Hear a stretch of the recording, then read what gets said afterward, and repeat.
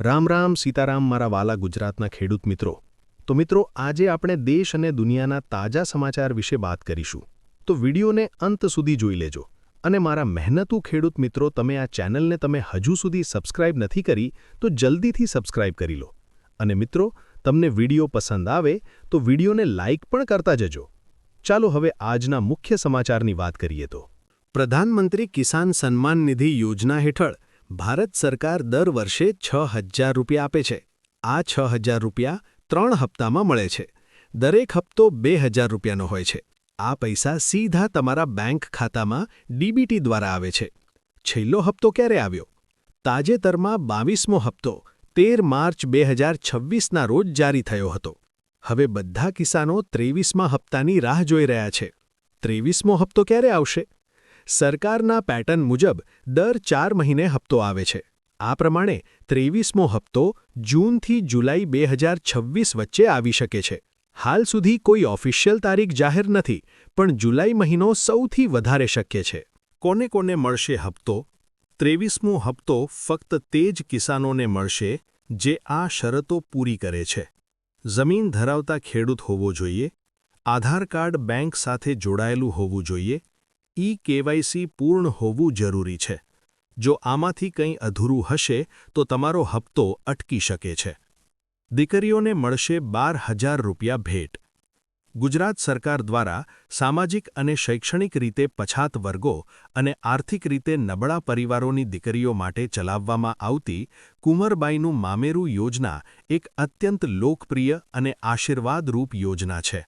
આ યોજનાનો મુખ્ય હેતુ ગરીબ પરિવારોને તેમની દીકરીના લગ્ન પ્રસંગે આર્થિક મદદ પૂરી પાડીને સામાજિક જવાબદારીમાં સહભાગી થવાનો છે।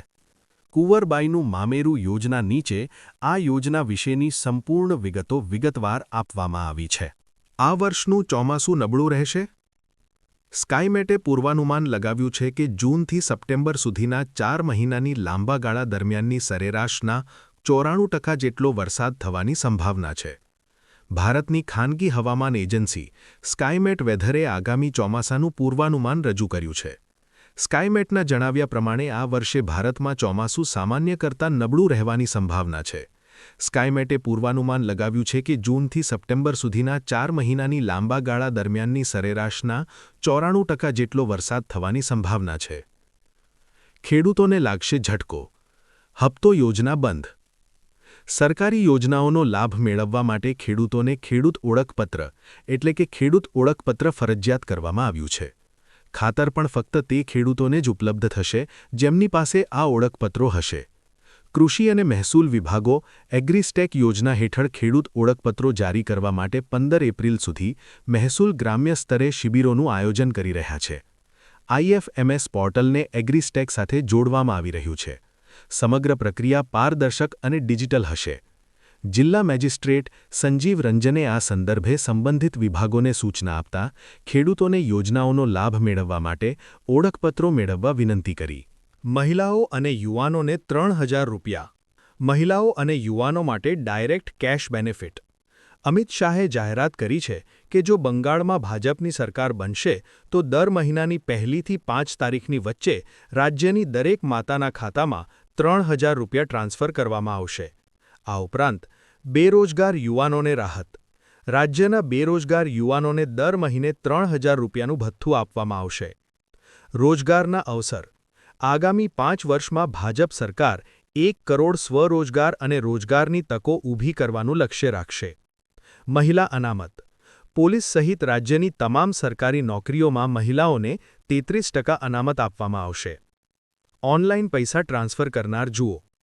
ભારતમાં વધતા જતા ડિજિટલ પેમેન્ટ ફ્રોડને રોકવા માટે રિઝર્વ બેંક ઓફ ઇન્ડિયા એટલે કે RBI નવા નિયમો પર વિચાર કરી રહી છે। આ પ્રસ્તાવ હેઠળ 10,000 રૂપિયાથી વધુના ઓનલાઈન ટ્રાન્ઝેક્શનને તરત જ પૂર્ણ કરવાને બદલે 1 કલાક સુધી રોકી રાખવામાં આવી શકે છે। આ સમયગાળા દરમિયાન જો ગ્રાહક ઈચ્છે તો ટ્રાન્ઝેક્શન કેન્સલ પણ કરી શકશે। ગ્રાહકો ઈચ્છે તો કેટલાક વિશ્વસનીય વ્યક્તિઓને વ્હાઇટ લિસ્ટમાં ઉમેરી શકે છે, જેમના માટે આ નિયમ લાગુ થશે નહીં। RBIએ આ પ્રસ્તાવો પર લોકો અને સંસ્થાઓ પાસેથી 8 મે 2026 સુધી સૂચનો માંગ્યા છે।